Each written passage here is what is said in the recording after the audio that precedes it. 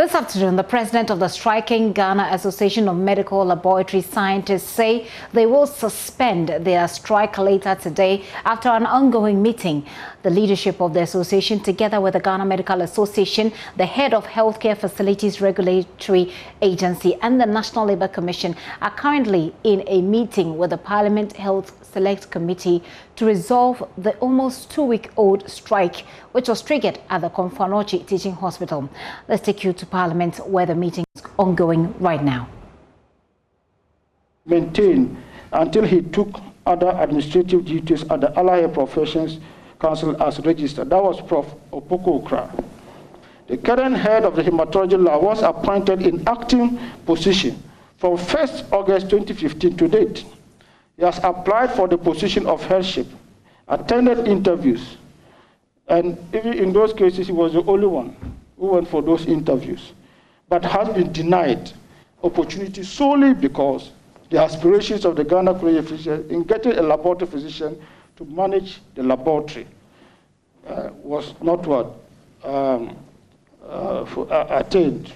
The board of the hospital to date have not confirmed his headship on full-time basis, owing to the fact that he is not medically qualified. And interesting enough, at the interview, which was basically made up of people of the college and other administrators, he was asked if he's ready to work with members of the college. And he said the law as it stands does not permit it. And he was denied on that basis. That was the only question he was asked. This cannot be coincidence. Then on, hospital management employed the service of 2 medical officers and assigned them to the laboratory section of the transfusion medicine unit in 2018. These medical officers virtually did nothing at the lab other than observe laboratory processes under the guise of being trained at the primary level by the Faculty of Laboratory Medicine at the college. Heated confrontations led to the reassignment of the medical officers to the Internal Medicine Directorate of the hospital by Medical Director on 26th of November 2018. Appendix is also, the letter reassigning them is also available to us for the attention of the chairman and the committee. The letter reassigning the medical doctors indicated that they were to run hematology clinic, sickle cell clinic, and perform bone marrow aspirates at oncology, at the oncology unit. From their new position of operation at the Director of Internal Medicine, the medical doctors collaborated with the lab in reading hematological slides and interacting on issues of mutual concern with no ensuing issues because their operations were not direct conflict with the role and mandate of laboratory professionals. On the 22nd of February 2019, the medical doctors were reassigned from internal medicine to the hematology unit of the lab again, laboratory services. The letter is also here for the attention of the committee, and the appendix attached, with clear explanation that their duties were to be assigned assigned by the head of laboratory services directorate, which includes but not limited to running of hematology tests. This is, I'm quoting from the letter. They were to run hematology tests. Testing by the law is the activity as provided in Act 857. On the 2nd of July 2020, 2 new medical officers were assigned to the hematology unit for permanent duties by the medical director.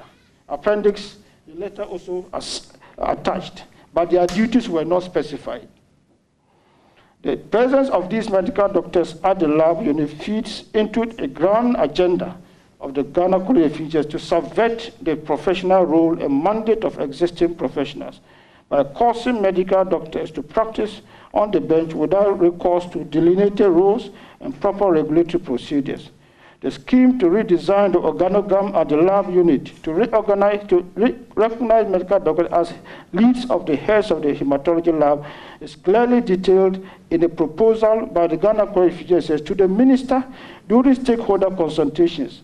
The appendix is also attached. Their proposal for that is also attached. The event stipulates, the caveat stipulates that if laboratory accepts those medical officers as staff of the laboratory. Then the CEO can appoint them into headship position of the lab, with others being duly recognized as senior specialists who will supervise activities in the laboratory when they have no training and scope of practice in the operations of laboratory profession.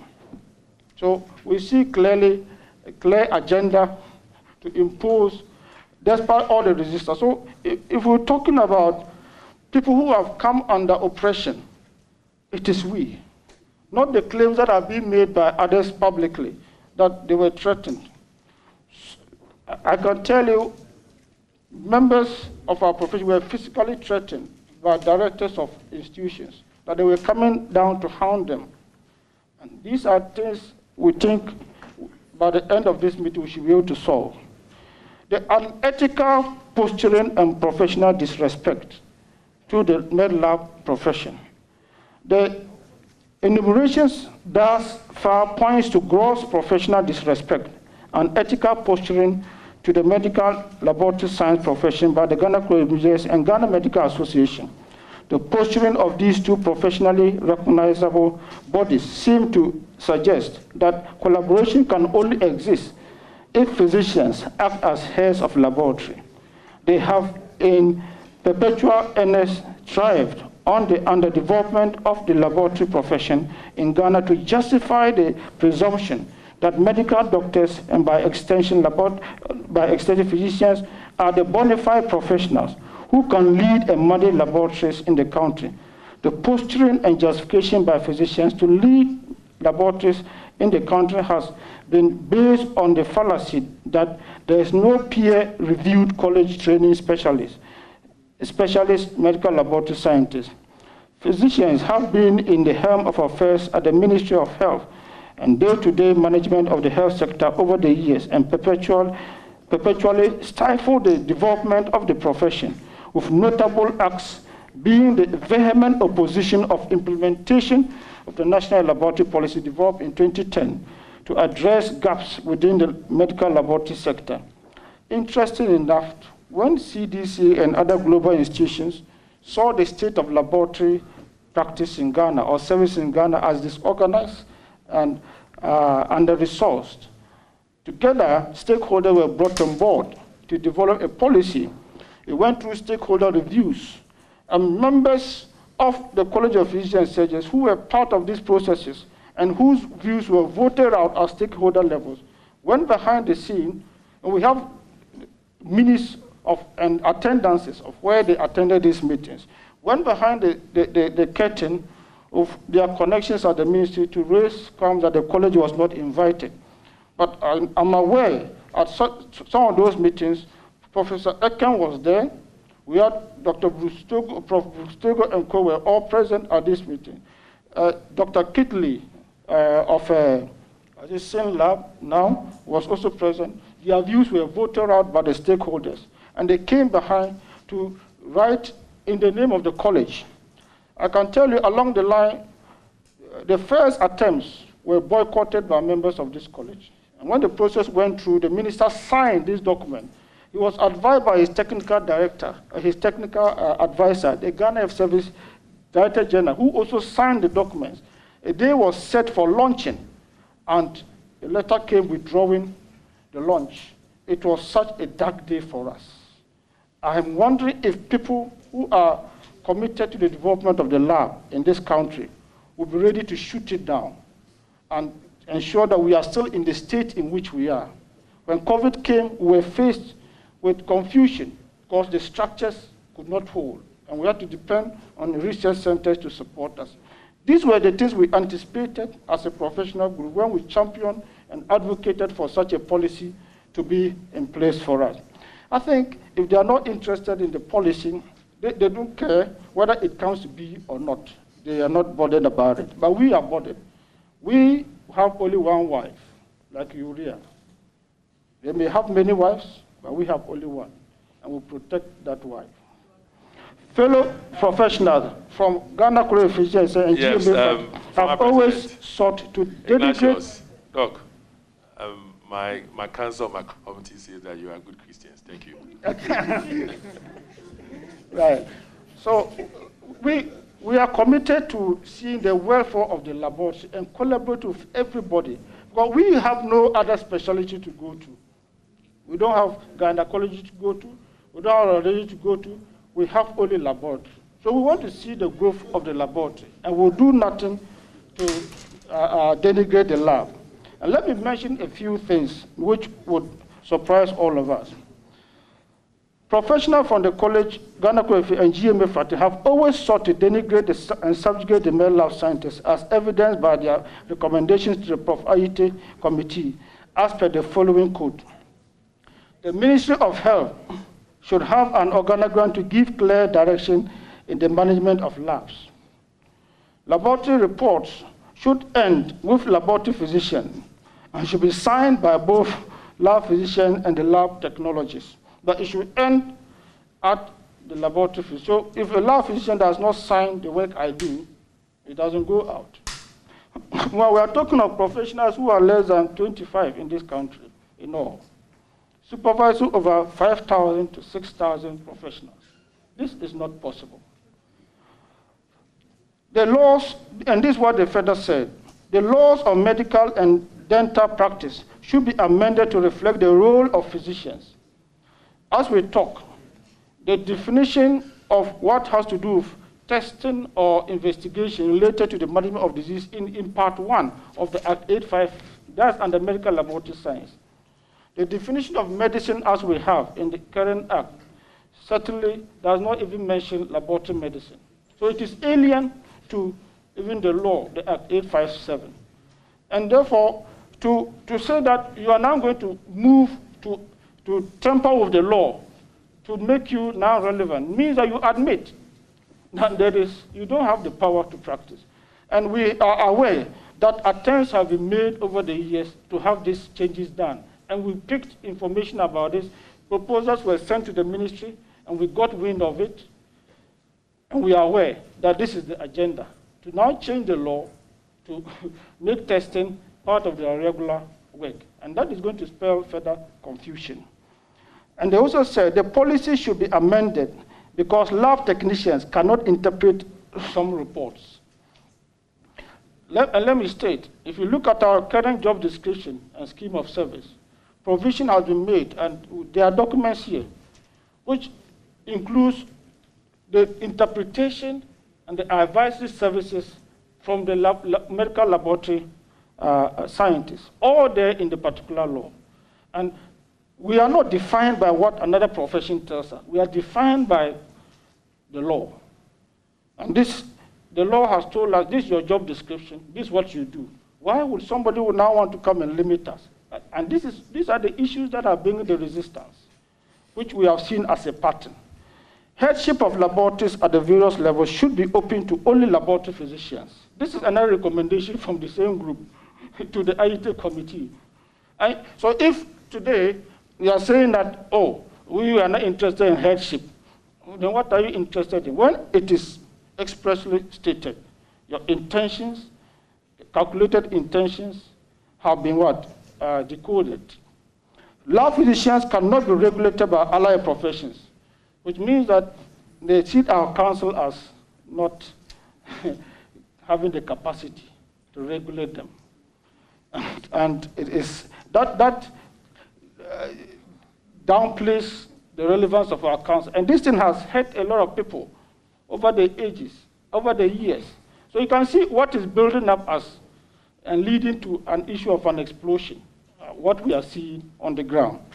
Ghana refugee surgeons should have oversight responsibility at the various levels of laboratories in the country, as labs are used for training purposes. That is, we do not doubt that labs are good for training purposes. But to say that you should have oversight responsibilities just because they are, it's not the basis for that. We train pharmacists who come around our labs, teach them how to hold pipette, and say, this is a sample, this is a machine, this is cotton wool. But that doesn't mean. And doctors go around pharmacies, and they learn medicines. They learn all this, but it doesn't make them heads of the pharmacies. Or you go through nursing practice, as we see our colleagues go through, but they don't suddenly become heads of the nursing practice or pharmacy practice. And I think this idea by the college should be relooked at. I think there's a need for a change, a paradigm change in their approach. We are in modern times and we need to wake up. Lab physicians cannot be regulated by the other professions since they are already regulated by the medical industry. That is fine. So we are in effect asking for a number of interventions that steps should be taken to ensure that we have a clear line of progression. And why do we say this? Well, our current line of progression is being thwarted. Currently, we have PhD holders, master's holders, degree holders in abundance.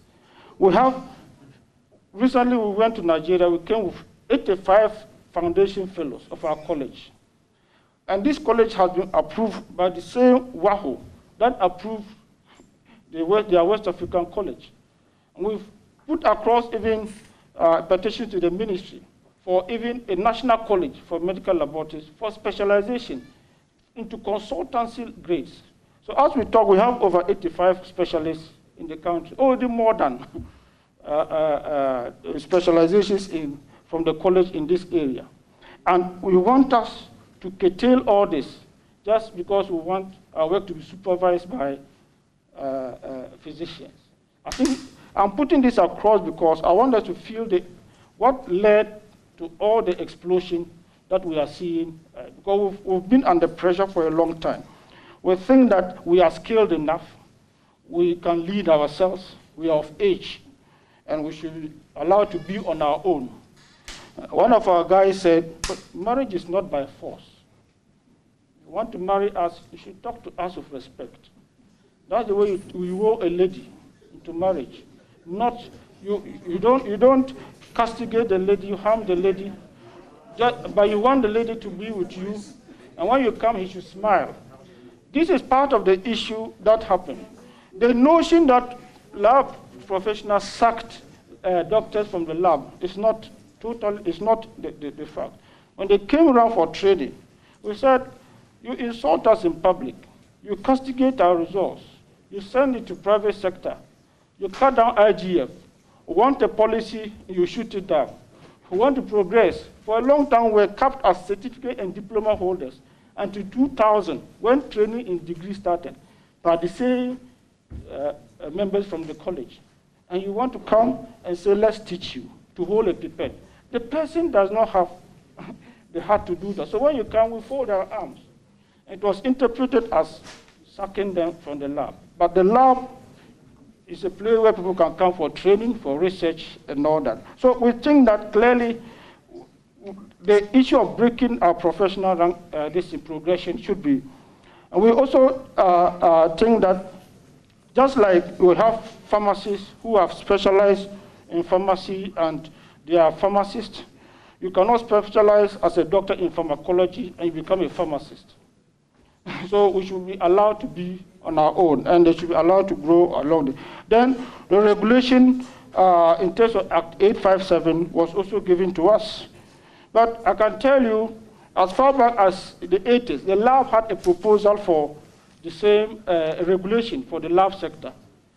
These documents got missing along the way, many, many times, until we were put with another group.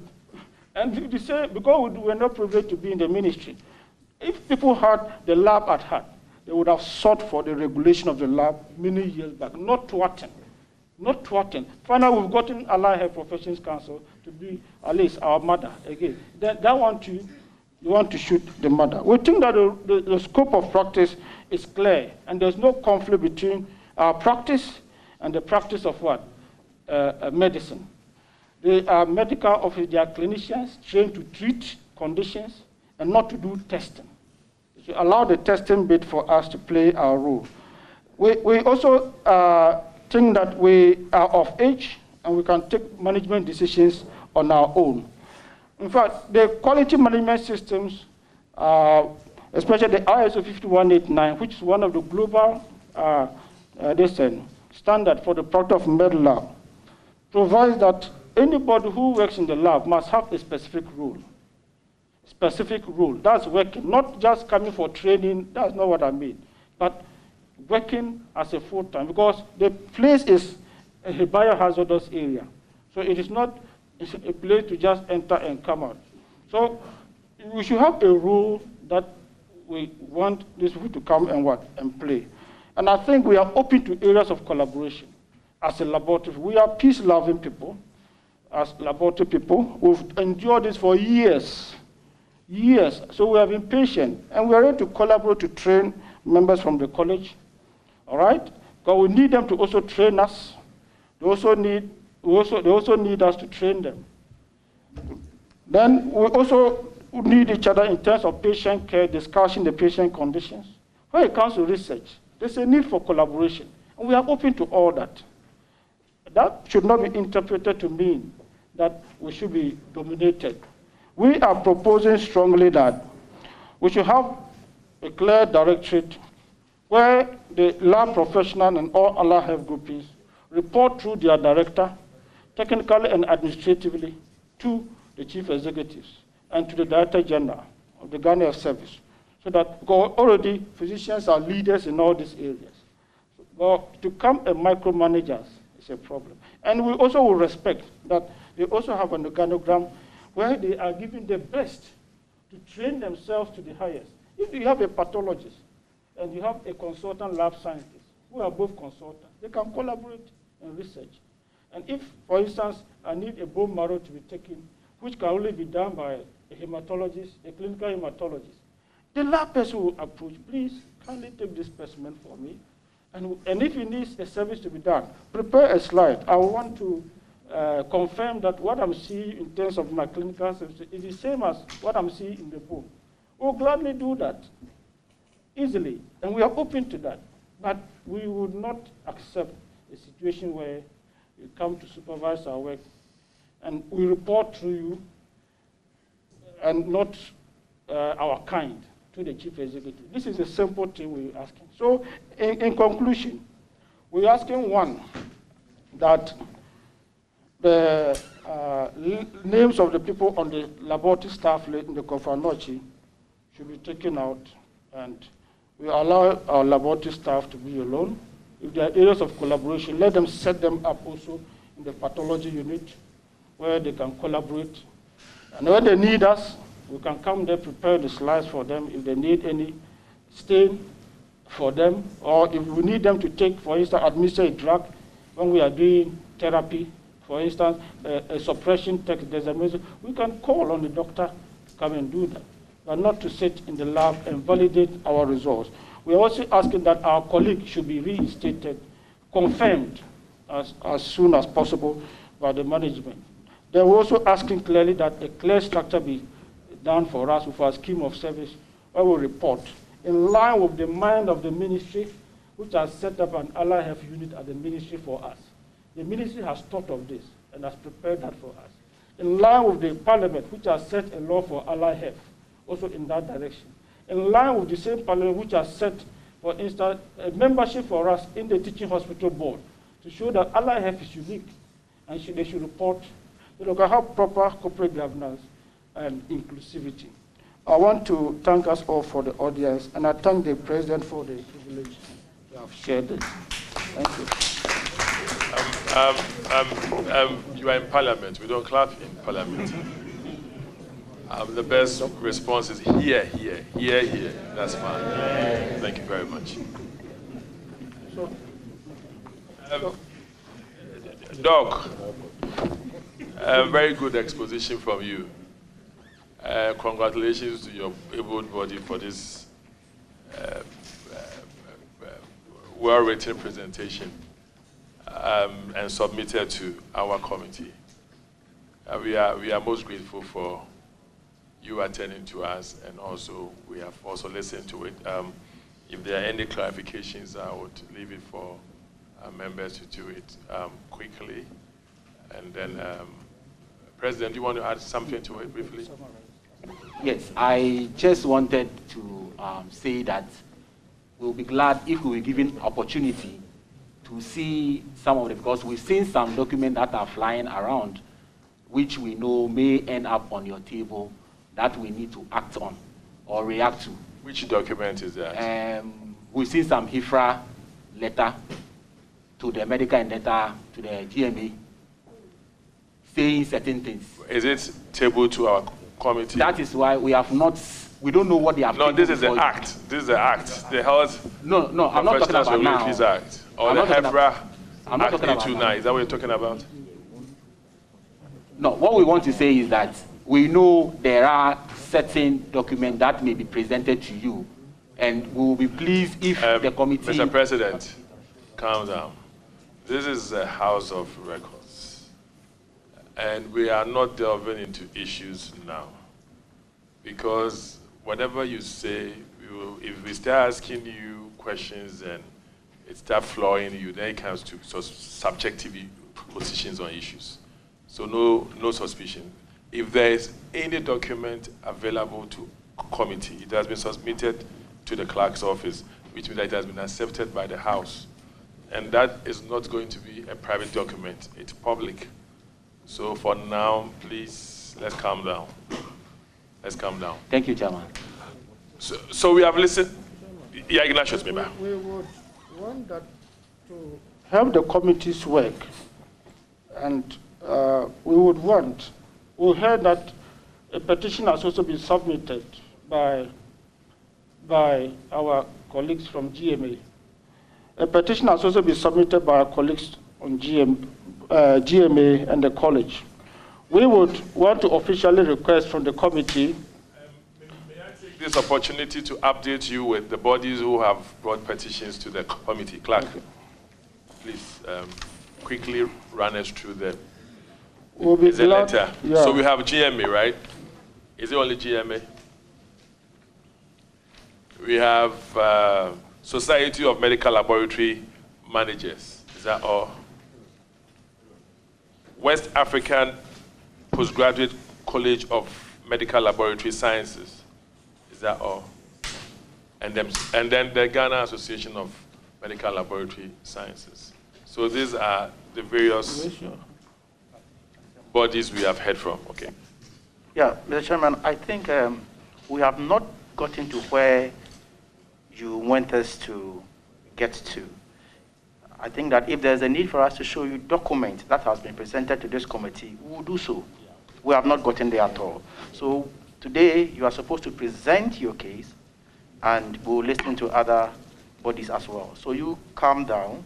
If there's a need for us to show you any document, the same way, if they also want to see any document from you, we'll give them the opportunity to look at those documents. So we just calm down.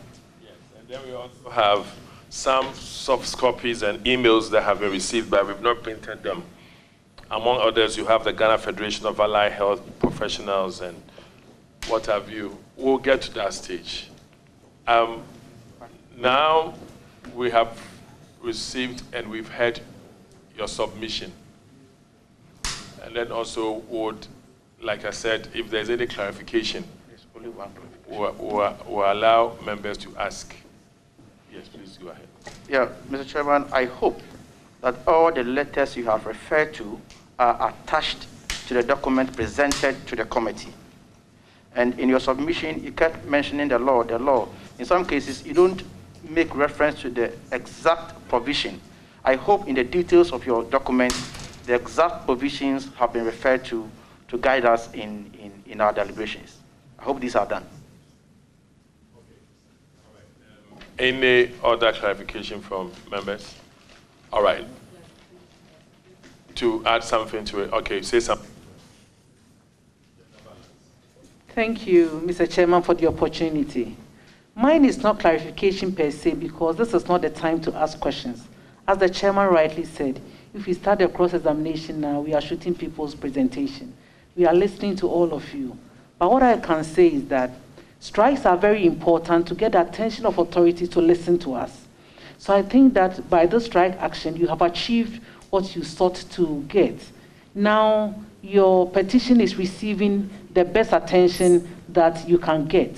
And so I'm adding my voice to the fact that let peace prevail, let's calm down, and let's trust the system. I know this is not the first time Parliament has done something for your association.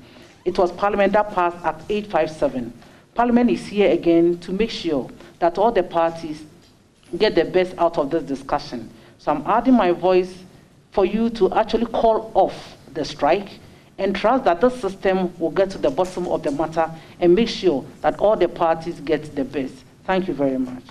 Okay, so before you respond, for those of you who have been here, this submission or this contribution is from the Honorable Lisbeth. Lisbeth, please go ahead. So my name is Elizabeth Ofusojai, and I represent the good people of Techiman North. Thank you. Okay, and she is an a member of NDC Member of Parliament.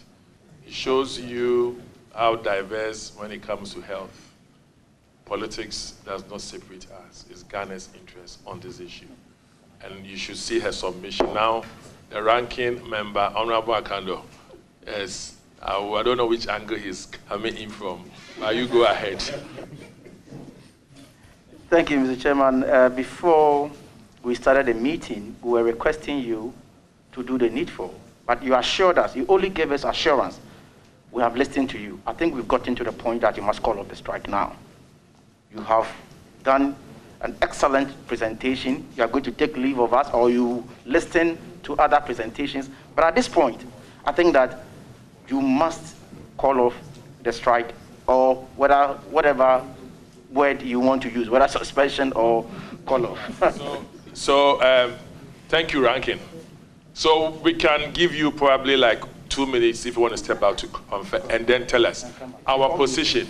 If you have confidence in us, if you want us to take this forward, like we said, we've heard you. We've heard you want reassignment of lab physicians who were posted to cut. You want current heads of hematology of Confanoche to be confirmed. He's been acting the capacity for about 6 years. You want a medical directorate, I beg your pardon, for medical laboratory scientists to be established, and that will see to training and your welfare. You want Confanoche to take steps to separate the Directorate of Pathology from you. And then you also want clear job descriptions from your employers for the pathologist as well. And so we've taken note of the very core proposition of yours. And you reiterated in your petition that you want the concept of testing in the laboratory to be taken off as an objective of training or as an objective of working in the laboratory.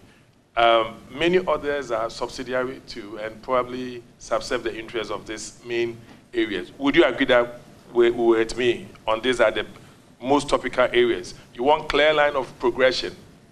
Would you agree with me? Yes. You have specialists, you have consultants, and there is no clarity.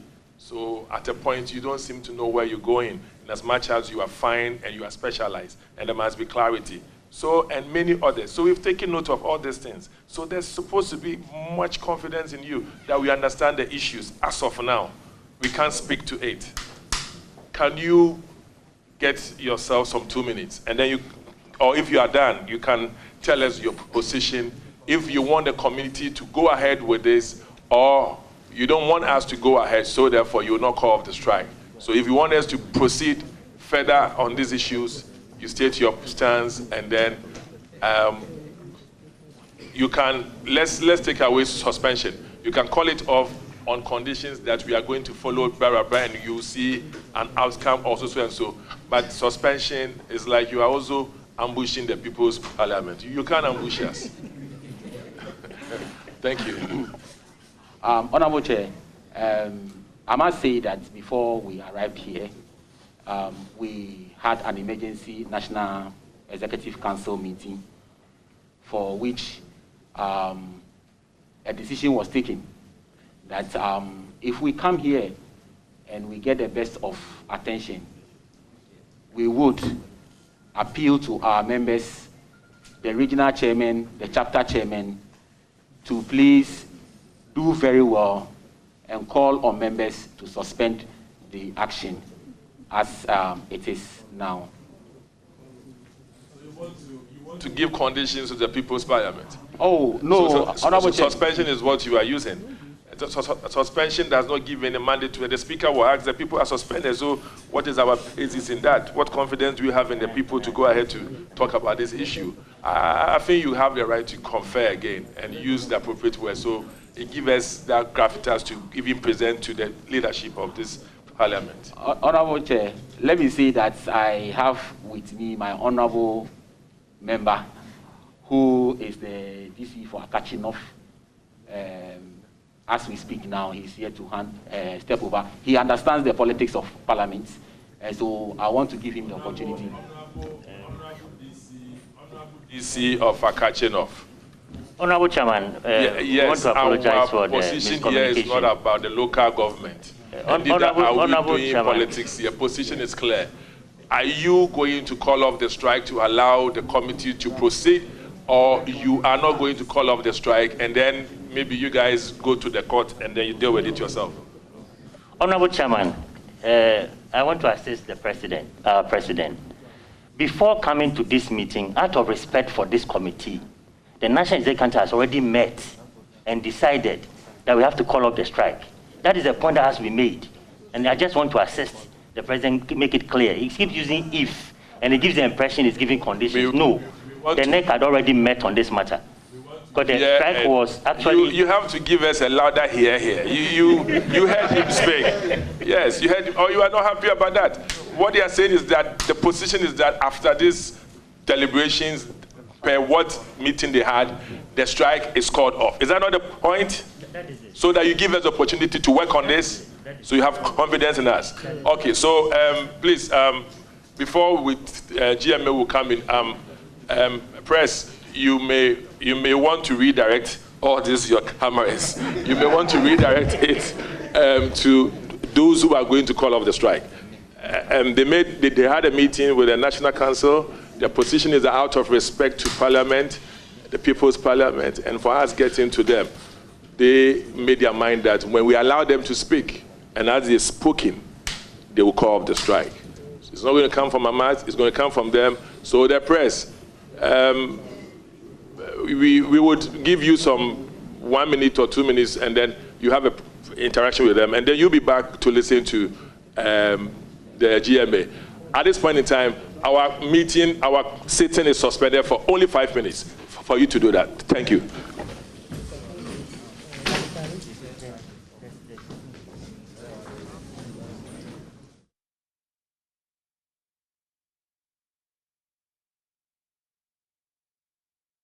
Visuals coming to you from Parliament, where the Select Committee on Health has been meeting with the striking members of the Association of the Ghana Association of Medical Laboratory Scientists there. As you heard the interaction, the lab scientists had the opportunity to present their case, a number of things they were looking for. Of course, this started at the Konfanochi Teaching Hospital. They're talking about the hematologist, 2 hematologists who have been posted to that department, who they believe are there to head a department which has been headed by a lab scientist in acting capacity for the past 6 years. They are asking that those 2 hematologists who have been posted there be withdrawn from that lab because they believe there is the potential they will be leading, and they do not want that. Apart from that, they've been calling for this action to be across the country, where all laboratories are headed by lab scientists and not medical doctors. They're also asking for the establishment of a directorate that will facilitate training and personal development of their people as well. Now, what has just happened is that they have laid down their requests, their expectations, if you like, their demands, and the Parliament and the Parliament Select Committee's chairperson, who is also as you saw there, flanked by the ranking member, Kobna Minta Akando, as well as the health minister, whom we haven't heard since the strike began, has also been there. So they say that they have heard them, they have heard their demands, and they are requesting of them. Initially, the chairman said they're requesting of them some 2 minutes, so that they're actually giving them the 2 minutes. And the request from the Parliament Select Committee is for these striking lab scientists to give them a chance to work on their concerns. Giving them a chance to work on their concerns means they want them to call off the strike. There has been a little bit of a banter between the sides as far as what has to be done is concerned. Does it have to be a call-off of the strike, or does it have to be a suspension? Initially, the lab scientists had indicated a suspension is what they had agreed with their NEC members prior to this meeting to do. But it looks like the demand on the side of the Select Committee on Health is for them to call off the strike. They believe that once they call off the strike, it gives them a bigger opportunity to work on the concerns that have been raised by the lab scientists who are on strike. Our parliamentary correspondent Joseph Opoku-Gakpo is standing by for us at this meeting, and we'll be crossing over to him so we can understand also what is happening there behind the scenes. As you've seen, the lab scientists also had a DCE come along, who I believe is a member of the association, who then indicated that they will call off the strike. Now we wait to see whether it is a suspension or the strike has been called off completely. We will get to know. It looks as if they have started speaking now. Let's take you back to Parliament right now. Held at the Oceanic Resort Hotel, Accra, Tuesday, 1st June 2021. The National Executive Council of the Ghana Association of Medical Laboratory Scientists, having met on an emergency meeting held on Tuesday, 1st June 2021 at the Oceanic Hotel, Accra, have resolved as follows: that we have taken charge of the industrial action staged by the Konfanochi Teaching Hospital chapter of the association and its related action. We have also considered the recent ruling of an Accra-based High Court and the goodwill we have received from the Parliament Select Committee on Health and the Ministry of Health to help resolve all the issues that caused the industrial action. We therefore wish to appeal to our members of the CAT chapter of the Association of Medical Laboratory Scientists, as well as all the regional chapters who took action in solidarity with CAT, to remain calm and return to work so that NEC will have an opportunity to review all the matters arising out of the occurrence for further decision to be taken going further. NEC would like to assure all members that their matter remains legitimate and will continue to pursue it for proper and effective redress at the national level. Thank you very much. So effective today, the strike has been called off.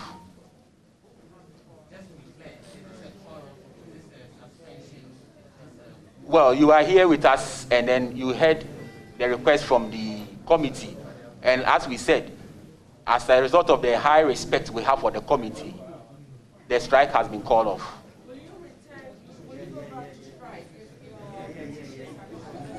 Oh, certainly, we will certainly advise our members. It is the members who take action. And just as it was presented here, if condition remains as it is, and we will not see much change, we have a lot of trust for the committee. And like they indicated, we do not want to place conditionality to them. But we hope that this time round, unlike the previous time, this time round we'll receive a very favorable response. Thank you very much.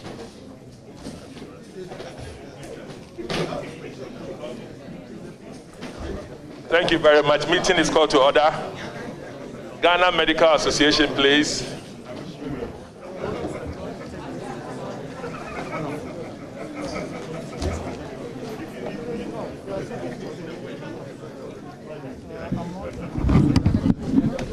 So those are still live visuals coming to you from Parliament. What has just happened is that they have addressed some sort of press conference there. That's the association, the Ghana Association of Ghana Association of Medical Laboratory Scientists. They have just issued just done a press conference there announcing a call off or a halt to the strike, to the ongoing strike. Now, these are the things that they're saying. They're saying they've taken note of what happened at the Komfo-Anokye Teaching Hospital, after which it was taken over by the entire association, who stood in solidarity with them. They've taken note of the ruling by the High Court, which is the injunction brought upon them by the National Labour Commission and the Health Committee's gesture in Parliament. They're saying, however, they are appealing to their members to return to work out of respect for Parliament's Committee on Health. They're saying that they are confident that this committee will resolve the concerns that they have raised with them. But if the conditions remain, the conditions that they have listed remain, they are obviously saying that they will be advising their members as to what to do. But they've indicated in no uncertain terms the level of optimism that they have for this committee. The health minister has been there. It's unclear whether or not he will be speaking, but you heard Kobnamita Akando, who is the ranking member, NDC member of parliament. Another NDC member of parliament also spoke and asked them to call off the strike. It remains to be seen whether or not the members will comply with what their leaders are saying at this particular press conference, essentially calling off the strike. And how soon they will get the responses to the concerns that they have raised with the Health Committee in Parliament. Now, what do you think of this development right now? If you are a patient or you've gone to the hospital recently, you know that this is a big deal. Now you can go back and you have the lab scientists attend to you if they comply with their leaders' admonition to go back to work. I want to hear from you. Send us a WhatsApp message on 0540109009. That's 0540109009. We'll put the number on the screen just in case you don't have it, so you can talk to us what your thoughts are. Looks like a good thing, but with the concerns that they have, will they be addressed as they want? If they don't address them as they want, what it means is that they might just return to their decision not to work. We're trying to get the health minister, Joseph Opoku-Gakpo, our correspondent in Parliament, is trying to get to the health minister to hear him speak on this matter. He hasn't, like I said. We're getting into the second week of this strike. The first week we are, but previously they had warned, they had threatened actually, that these concerns ought to be addressed, without which they were going on strike. Nothing was heard, and then the strike happened. So it'll be good to hear from the minister. But like I said, let's hear from you. So if you're just tuning in, the Association of Medical Laboratory Scientists has called off the strike. It's been almost a week. They started on Monday fully. Monday, Tuesday, Wednesday, 3 days already. Do not call our number. It's been 3 days of the strike, which has been called off today with the intervention of the Parliament Select Committee on Health. You saw them there read out their demands to the committee, and you heard the response from the committee, which is, without any conditions, we want you to call off the strike so that we can look at the matter, and we want you to have confidence in us as a committee, as a parliamentary committee, to deal with your concerns. Response: out of respect for the House of Legislature, we are calling off the strike. But if after we do this, we still don't see any results, or we still don't see a resolution to the concerns that we have raised, we will advise ourselves and our members. This is still The Pulse with me, Gifty Ando, up here, just giving you an update on what is happening so far in Parliament. We also have some other stories that we'll be taking you through right now. We're standing by, hopefully, to get through to the Minister for Health so that he can talk to us. Let's take you back to Parliament right now and see what we've got.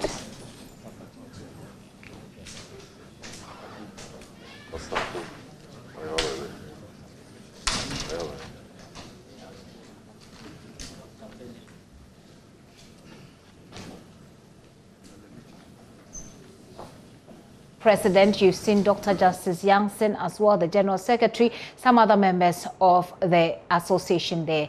Their turn now to speak to the committee. We can go and hear them now. For the invitation, and we appreciate it very much. We probably have been wanting to meet Honorable Chair and your colleagues, but time has not been on our side.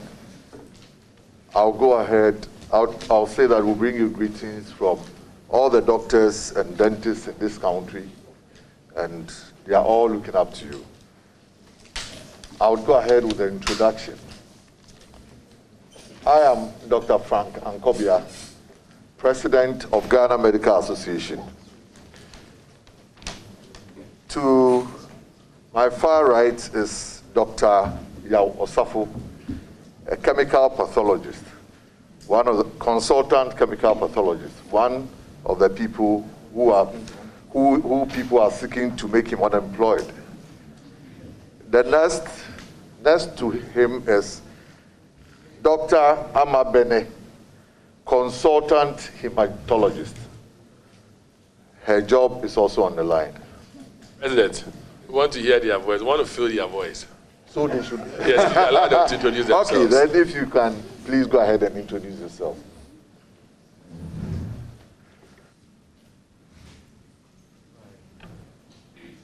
Thank you, Honorable Chair. My name is Dr. Yao Osafo. I'm a chemical pathologist. Thank you, Mr. Chair.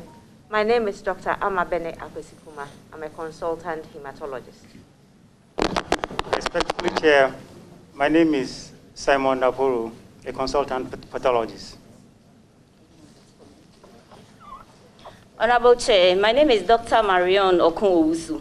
I'm the National Treasurer for the Ghana Medical Association. Thank you. Honorable Chair, my name is Dr. Richard Selome. I'm the Executive Member Male for National Rep. Okay, I thought you were female. Honorable Chair, my name is Dr. Frank Srebo. I am the Vice President of the Ghana Medical Association. You happen to be my MP, because I come from Efiduase.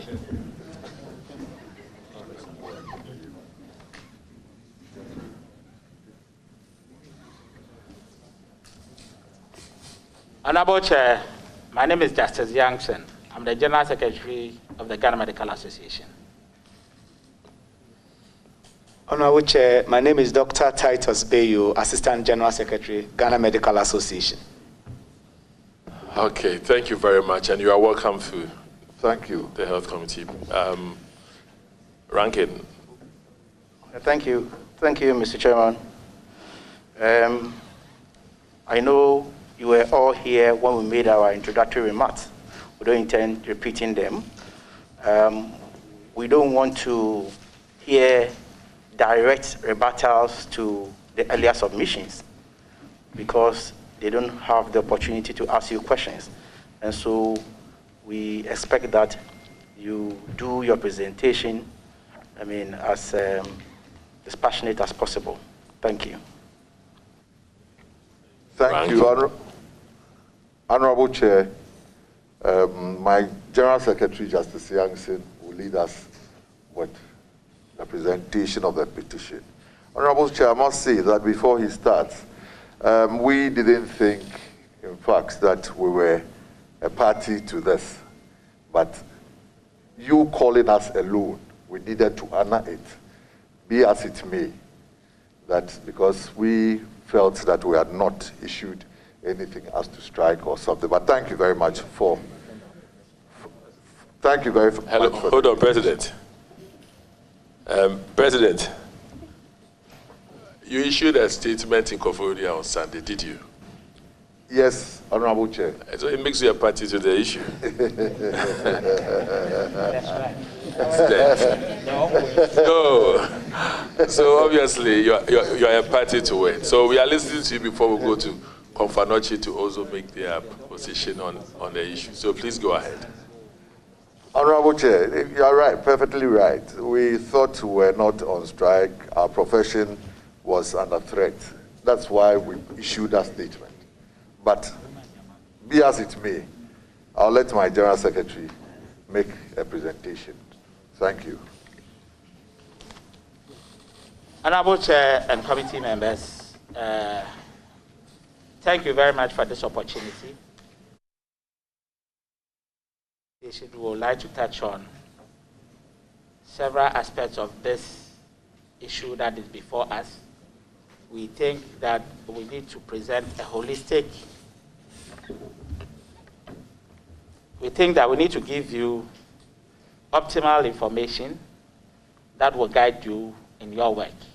In the process, we may provide some information that maybe others may see them as reactions to what our colleagues may have said. But for us, that is our presentation of what ought to be. Thank you very much. So we'll begin with some historical perspective of background of medicine itself and laboratory medicine as a specialty.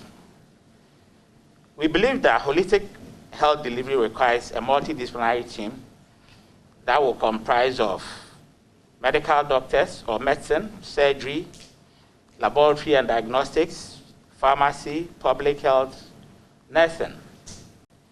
With advances in medical knowledge, there has been a diversification that has come to play, and this has resulted in many subspecialties, all with the aim of ensuring that the patient has comprehensive care.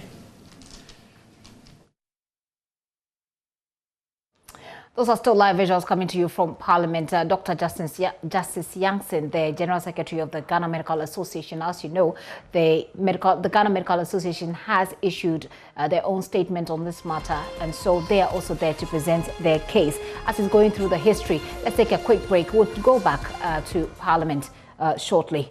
For now, do stay with us. We'll be right back.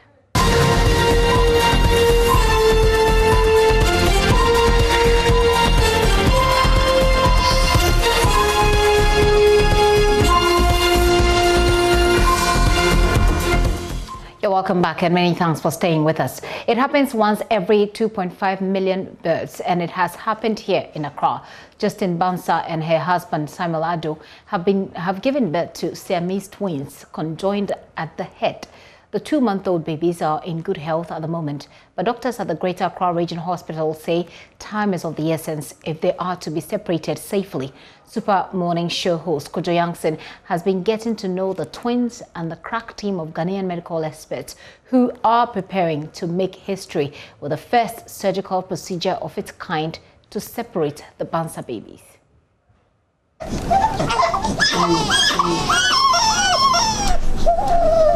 They need to live as independent kids. There's that need for them to grow up as independent kids, and that actually warrants the need for separation so that they can have a regular kid's life.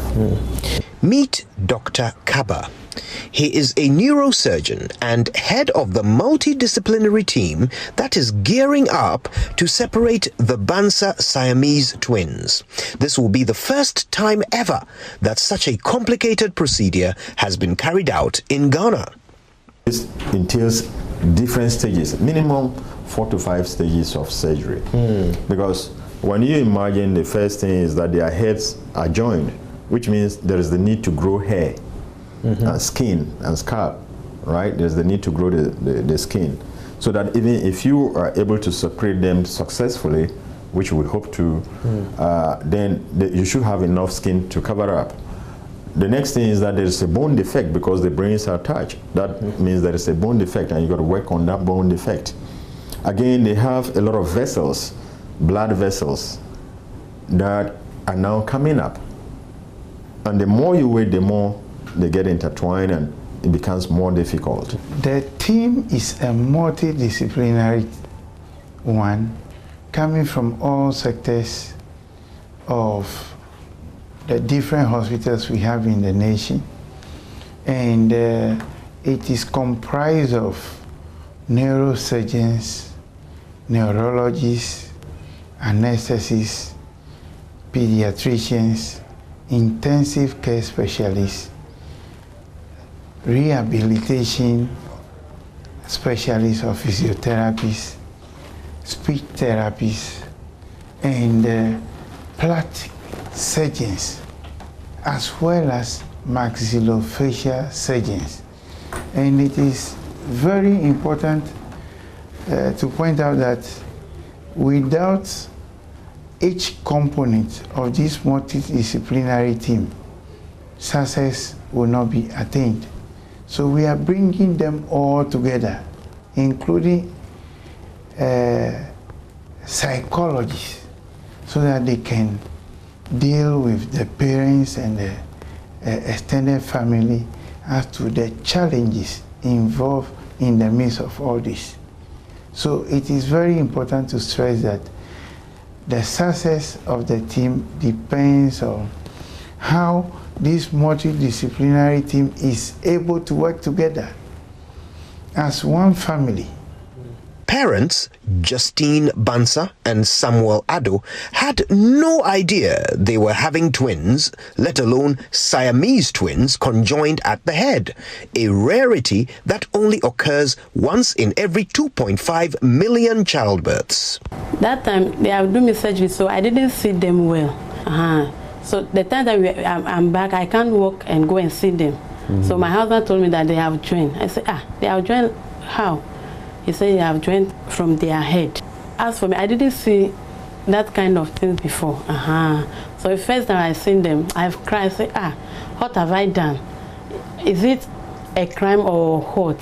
But the doctor told me that, they have shown me some on their phones. So they have given me faith.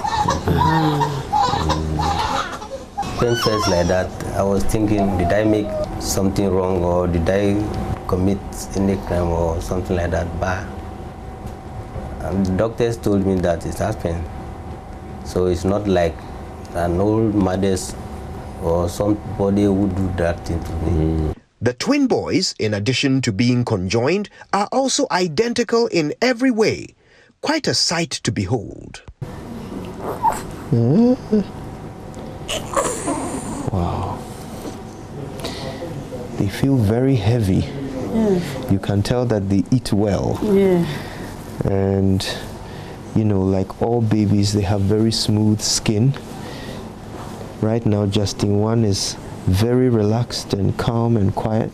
Surgery to separate twins conjoined at the head has only ever been done a few times anywhere in the world, and it is very expensive. The cost is quite expensive and very relative. When we did our search, this kind of cost between $1.5 million to $4.6 million out there.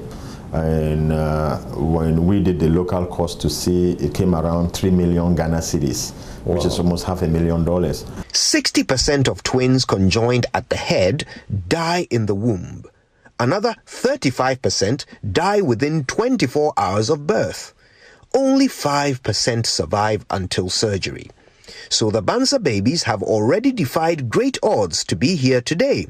But to have any chance of living on, they will need another miracle, a 3 million cedi miracle. I'm asking for help.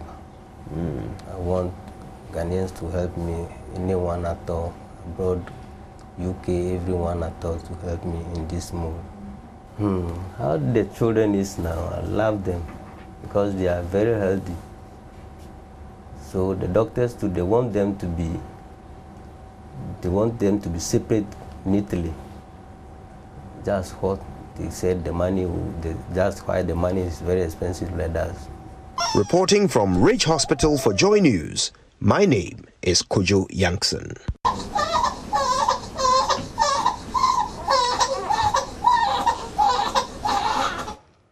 It is painful to hear such tears, but it's obviously, well, from what I can, I don't know.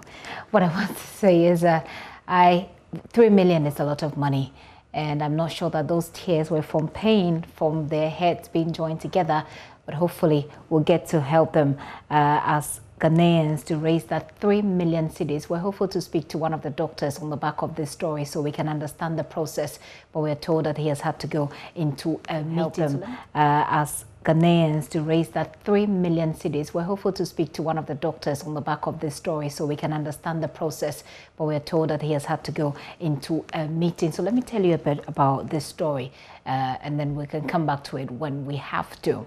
The Member of Parliament for Amenfi West, Eric Afful, is demanding answers from Inspector General of Police over an alleged raid of 2 Chinese casinos at Asankregua in the Western region by men believed to be national security operatives. He insists that the operation, which saw plainclothes gun-wielding men in face masks storm the casinos and seize various items, including dollar and cedi bills, has left residents traumatized. A video recording of parts of the operation has since gone viral on social media.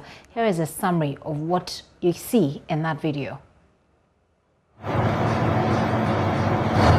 A Toyota V8 arrives at a compound. 2 men descend from the driver and front passenger side. Another from the right passenger side, alight, wielding an AK-47. He is wearing a hooded sweater with a face mask, making it impossible for him to be identified. He opens the car boot and a man in what looks like a police uniform appears from the left side of the car. Another person in mask jumps from the boot. The one wielding the AK-47 points the gun towards the ground and holds it firmly. He takes a few steps away from the car and turns to face the main building. In another footage, a man in white shirt walks along a path within an enclosed space. He is followed closely by the uniformed bow-legged man who eyewitnesses say is DSP Samuel Kojo Azugu, commander of the SWAT unit at the National Security Secretariat. An item in his possession drops to the floor and he pauses to pick it up and continues to walk. Outside the building, the AK-47 wielding man with his hand firmly on the trigger takes cautious steps to stand in front of the car. At this stage, there is commentary on the unfolding situation by unidentified persons. This is what I was talking about. William Mufti with Max. It's very, very serious. Another footage shows a smoke-wearing man enter an open workspace. He is carrying an AK-47 in his right hand and uses his left to point to the ground as if handing out instructions. He is followed closely by the masked, hooded, sweater-wearing man. A third person carrying a pistol in his right hand enters at this stage. He moves to the back of a table. It is alleged he went to turn off the CCTV power source, an allegation repeated by the Member of Parliament for the area, Eric Afful. Some of the shops were having CCTV cameras. They were disconnected before they started off. You see, there's no search warrant from them. So who sent them? The men are alleged to have seized money and other items aside from damaging a safe. Attacked a lot of shops, intimidated a lot of residents in the community, and took away about 3 million Ghana cedis and quantity of. The Member of Parliament for Amenfi West, Eric Afful, has condemned the raid. He is insisting that the local police should have been informed of this particular exercise. He is, by the way, a part of the team that's listening to the Ghana Medical Association right now in Parliament. But my colleague, Joseph Opoku Gakpo, spoke to him earlier. So I'm going to use other tools that I have to let the public know so that they come out with it. Are you satisfied with the decision to move DSP Azugu from the National Security following? You see, officially, I've not gotten that notice. But if they have done it, I think it's a good step that they've done. And if they have done that, then they have done that according to my petition that I made. Because even from what happened at Ayawaso, Wagon, you know, infamous, what they call it, by-election thing, I don't think nothing has been done about it. So if with this petition they have moved him, I think there's something going on. Is there something more you want to see beyond DSP Azugu being removed from the National Security that you haven't seen yet in terms of a proper response to the consensus? You see, actually, I think the ministry and the IGP's office, they've not treated this case kindly. I expect them to have responded to my letter, officially written to me, about the action they want to take. Unofficially, let me put it this way, that they have gone to the constituency to research about what have petitioned them. They've gone there to the scenes to unofficially investigate about whatever went on. But it's not official. They have not told me, so I won't capitalize on that. Just to get a sense, what happened at the casino in your constituency that prompted you to then send this petition? You see, it's not only the casino. The whole thing is beyond the casino's, incidents. You see, they attacked the residents within the community at Senkregwa, attacked shops. Information reaching me is that even a filling station over there was also attacked. So it's not a matter of... Did they take anything from there? Like it was claimed allegedly they took money from the casino. That is what I'm coming to say. Per the information I've gathered, they took away about 3 million Ghana cedis. From the casino or elsewhere? No, I think the entire operation that they did, with amount of gold, which I cannot quantify now. You understand my point? So it's not only the casino, it's about the casino and its environment. You see, what is more serious is that the divisional command and the district command of Ghana Police Service, they came to the scene and they were sacked by the team to extend that 2 of the immigration officers were handcuffed. The MC who is in charge of the security within the municipality was not informed, came there, was not allowed to make any intervention. We're following that story closely. We'll get more as and when. An alleged military assault on some civilians in Damango in the West Gonja municipality of the Savannah region has left 1 person in critical condition and 17 others, including a military officer, with minor injuries. Sources close to JoyNews indicated that the military personnel after the attack went to town in search of the civilian who was in critical condition. Isaac Nonya is following up on this story. He's joining me via Zoom. Hello, Isaac. Isaac, what triggered this assault? You are muted, Isaac.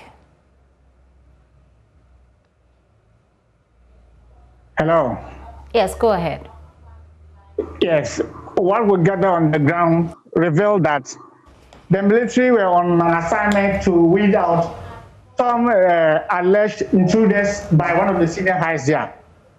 But before they could get there, they had a hint that a similar thing was going on at one of the girls' schools, senior high in Damago. So they moved there around 5 p.m. and they bumped into these youth who were loading locks. So they seized the locks, added the vehicle, 5 motorbikes, and their mobile phone running about 18 or 17, and moved everything to their camp.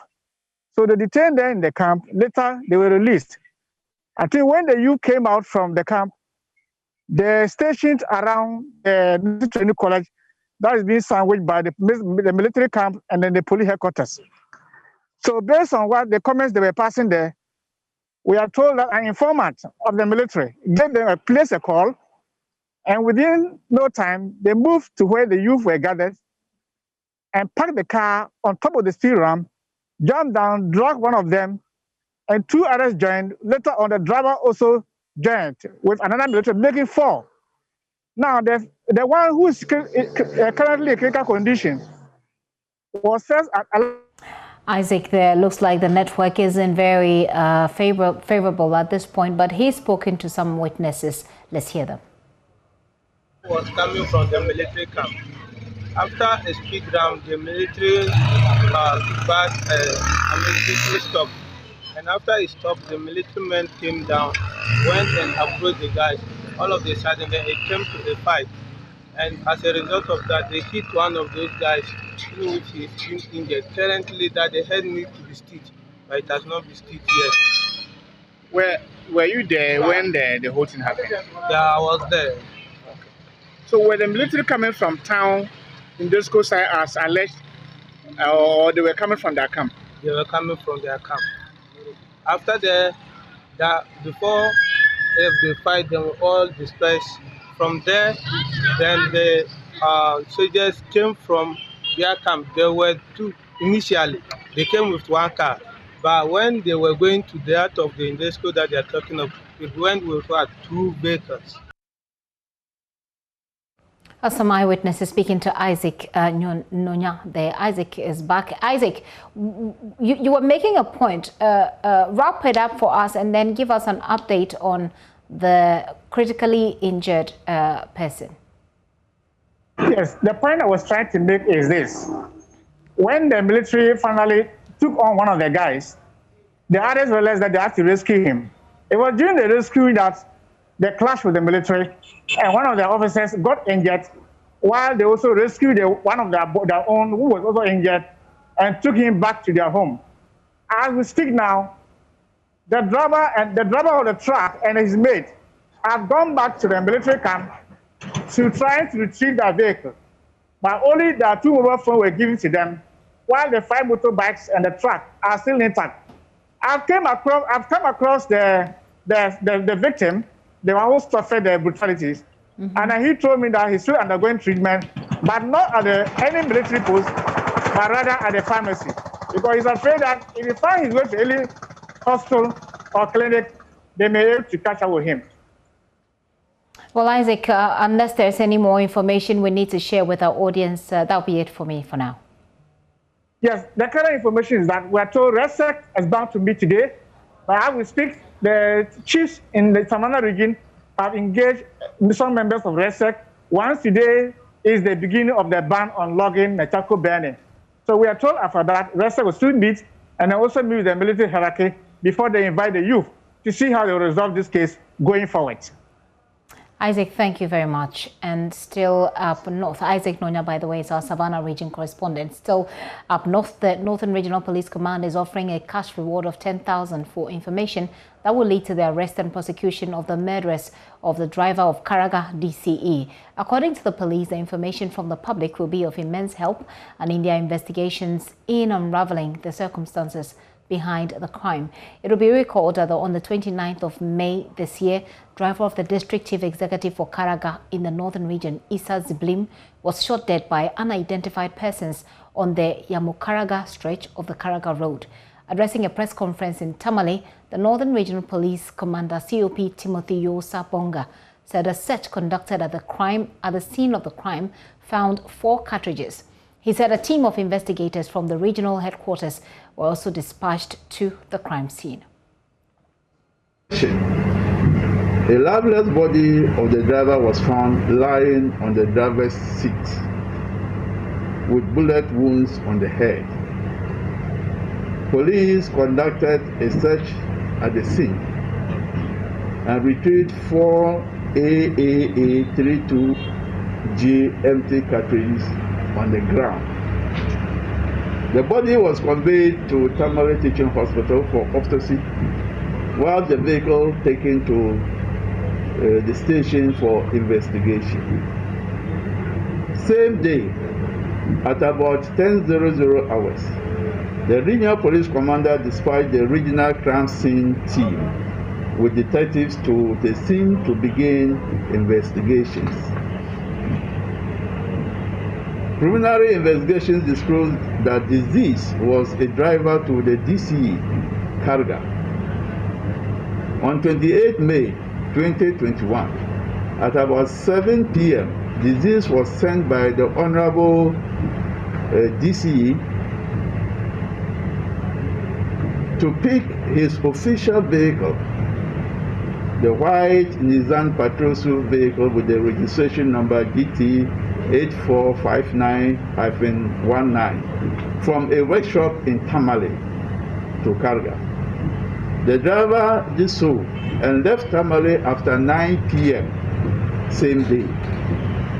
On reaching a section of the road near Yembo, a village closer to Karga, at about 30 minutes past midnight of 29th May 2021, he was attacked and shot at from Karga direction of the road by some unknown assailants. The confrontation in what appeared to be an attempt to avoid the attack head-on. However, the assailant got closer to the vehicle and shot the driver in the head at a close range. The vehicle was ransacked, and the driver's mobile phone and some documents were taken from it. The GC indicated that some office correspondence and other documents in the vehicle were missing. The commander has also been responding to some robbery cases in the area. Martina Bugre is joining us for more on Zoom. Hello, Martina.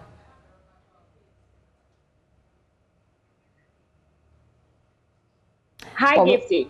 Well, Martina, the commander has been responding to some robbery issues, but let's stay a little longer. We've heard the crime officer say a lot about this particular case. Are the team sent? Is the team sent from Accra still in the northern region investigating this matter?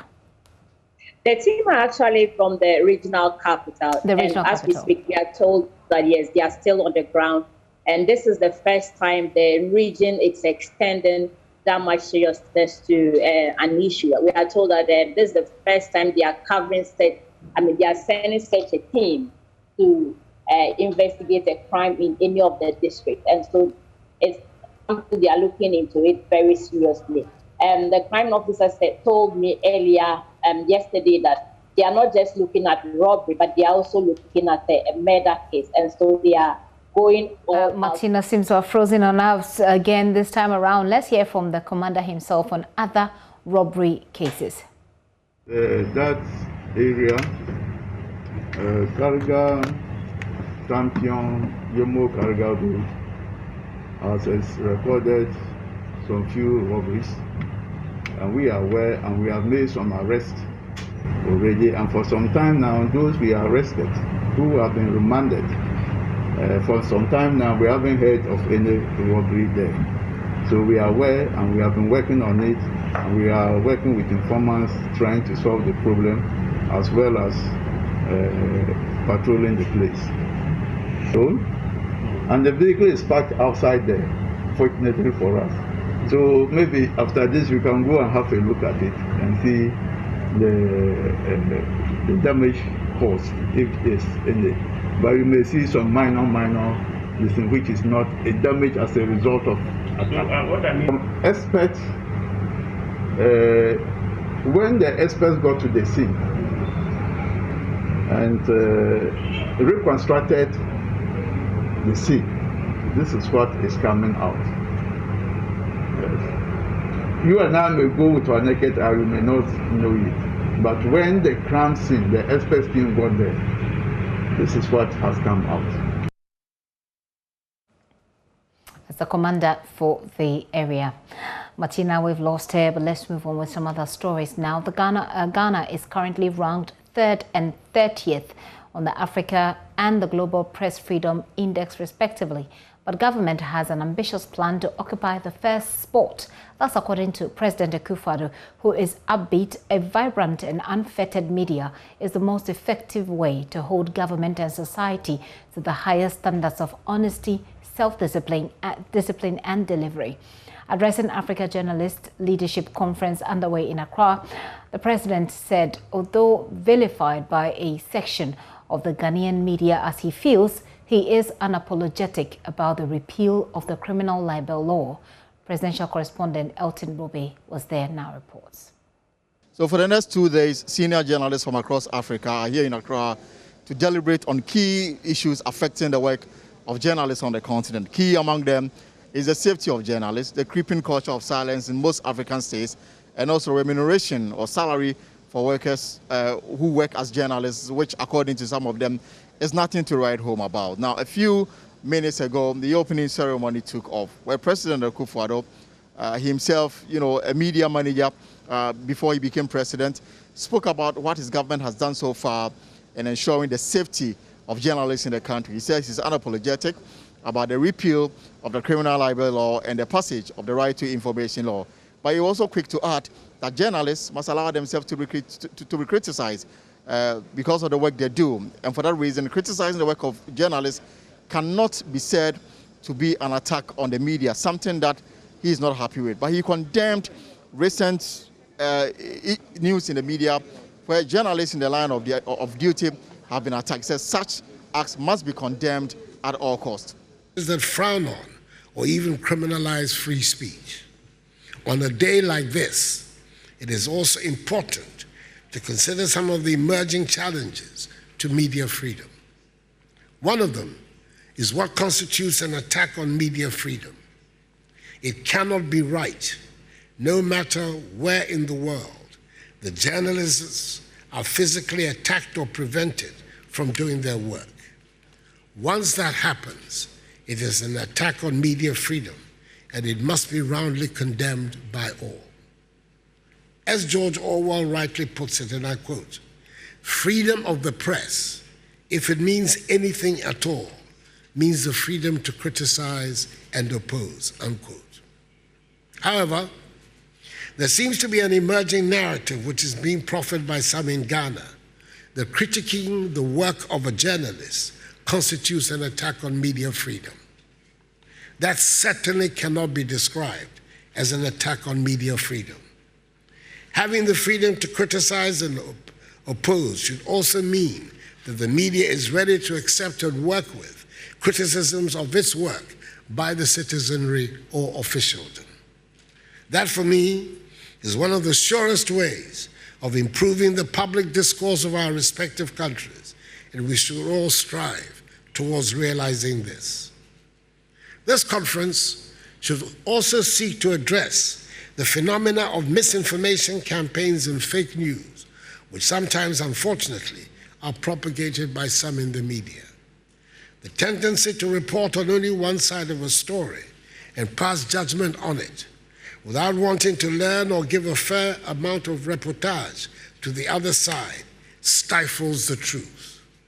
The media should only be concerned about reporting the facts and should not lend themselves to being bought or being used to destroy the reputation of others. The media has immeasurable power to build up the confidence and values of our societies and their institutions, and therefore ought to be assisted in discharging their duties at all times. I appeal to media practitioners on the continent to take a second look at the immense power they wield and the responsibility they owe their societies and their peoples, and ensure that they do not sacrifice integrity and the future of our societies on the altar of an instant scoop or ill-considered publication. The Rwanda genocide in 1994 presents probably the best example of the calamity that can befall a country when the media is oblivious or chooses to ignore this particular sacred role. The president of the Ghana Journalists Association, Afel Moni, spoke about remuneration in the media space, and according to him, it is nothing to write home about. According to him, some journalists are poorly paid, some are not paid at all, and for this is allowing so many unprofessionalism in the space, something that he wants media owners to take it up and ensure that journalists are rightly paid. We are fully aware that journalism is risk-prone but not cash-rich profession. However, the vertiginous rise in the number of at-risk journalists in Africa, the lion-like savagery and animalistic abuse of their rights are totally unacceptable. In this regard, we welcome the policy direction of the Biden administration to sharpen its focus on press freedom and the preponderance of threats against journalists in the world, including our dear continent, Africa. Well before this policy direction was articulated, the media in Ghana enjoyed rock-solid support from the American embassy. This support must be replicated in every part of the continent. Another issue which should be tackled with all-absorbing attention and all-consuming seriousness is the precarious working conditions of journalists in Africa. In instances too numerous to cite, even the slave wages of journalists are in arrears. And in scenarios tearfully painful to recall, some journalists are not paid at all. A famous Ghanaian parlance has it that man must eat or man must survive. And this survival instinct explains, but does not justify, the proneness of any poorly paid, heavily owed, or zero-salaried journalists to be cheaply bought, easily compromised, or willfully become a chief of mischief. The Director General of GBC, Professor Amin Ahassan, rightly asserted yesterday during a case call by 5 leaders that poorly paid journalists are a threat to democracy. Simply put, we cannot reverse the democratic retrogression on the continent or deodorize the democratic stench in parts of the continent characterized by the virus of third termism and military coup if journalists are not sufficiently empowered, pocket-wise, to be diligent to their mandate and dutiful to the public. Elton Brobe brought in that report. I want to take you back to Parliament right now, where the Ghana Medical Association is also speaking, making its points. Let's go there right now. Death, murder, and harm, harassment, and assault directed at laboratory physicians, residents, and specialists should cease forthwith. The GMA takes a very serious view of this otherwise criminal activity at the workplace that are directed towards our members by the medical laboratory scientists. The Ministry of Health and the various hospital management should also ensure the straight prosecution of the perpetrators of these crimes. The GMA calls for a broader stakeholder consultation to look at the draft national laboratory policy. Mr. Chairman, basically, these are the main crux of our demands. The last bit we want to highlight on is that a certain impression was created that the attempt to get clinical hematologists at Komfo-Anokye Teaching Hospital is one that has been orchestrated by the Ghana Medical Association, probably in cahoots with the Ghana College of Physicians and Surgeons. What it is that the Ghana College of Physicians and Surgeons has been established to train specialist medical doctors who are members of the Ghana Medical Association. The countries need specialist care. It is the position that Komfo-Anokye Teaching Hospital at some point wanted to be a teaching site, for which reason the Ghana College of Physicians and Surgeons have to do accreditation. And we as GMA, we are very happy with that because it gives our members another space within which to train beyond Korle Bu. And as part of that exercise, it came to light that as a very high-level training institution, the Ghana College of Physicians and Surgeons will need a certain basic minimum of expert consultants to train people who want to be specialists. For which reason, a requirement or a checklist, including the need for clinical hematologists, was given out. That is not to say that that checklist means that clinical hematologists will be trained to take over from medical laboratory scientists. We believe that we work together. But for the progress of our profession, laboratory medicine should never, never be curtailed by any other group of persons, and they should be allowed to practice. Thank you, Mr. Chairman. Thank you very much, GMA, for your submission. And if we got it clear here, among others, you are seeking that headship should be a function of management. The lab space has all cadre of personnel, and for that matter, it should not be a preserve of the biomedical scientists. The lab physicians must be restored to practice immediately. Residents should be granted access to labs for training. There are threats to physicians in the labs, and you think this should stop. You raise issues about HEFRA, so HEFRA will talk to it. And you raise issues of accreditation processes by the Ghana College of Physicians and Surgeons. They will also speak to it. Are we in sync? You discounted the national policy. You called it draft. Yes. Okay. Once you are assured about these positions, we are happy about your presentation. And we'll say a thank you to this. Thank you very much.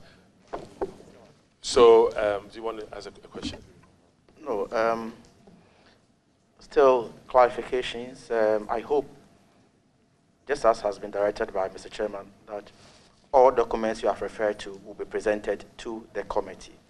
And we have listened, and we are going to continue to listen to all parties. We'll have time to deliberate on issues. But there are issues that we will not pretend to be superintending over them. Issues of murder, issues of criminalities, those issues, I think that irrespective of how unhappy somebody is, there are laws in this country that are clear. So please, when you mentioned those ones, I was taken aback. So as for those ones, we don't have jurisdictions over criminal issues and yes, so those ones, don't assume that the committee is going to determine who has caused murder or who has caused, any criminal activity. So I think that you have made your point, we've heard you, and we'll take it from there. Respectfully, we appreciate your position. Yeah, hello. It is not the view of the GMA that your committee should be the one prosecuting. But what we said was that we are calling on the Ministry of Health and the management of these hospitals where these incidents have happened and also been reported to the Ghana police, and then subsequently some investigations have been conducted to ensure that finality is brought to these issues by way of prosecution. Thank you, sir. Off your mic. Mr. Chairman, I wish also to appeal to GMA that henceforth they should also control their interviews and reactions in the media space with the greatest deal of respect.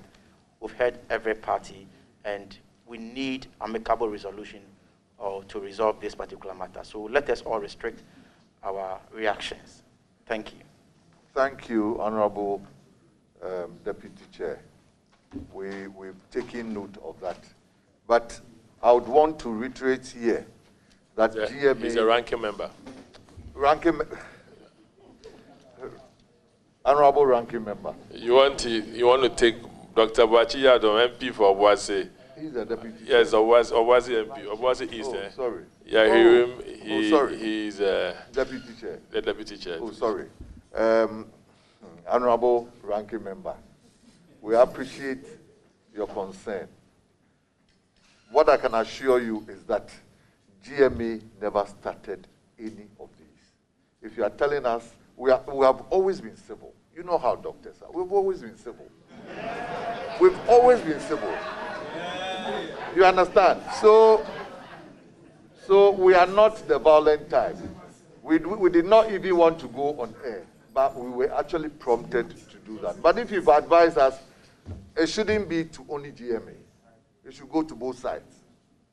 Because we cannot sit there and let them always run amok on the radio stations with misinformation, and we don't react.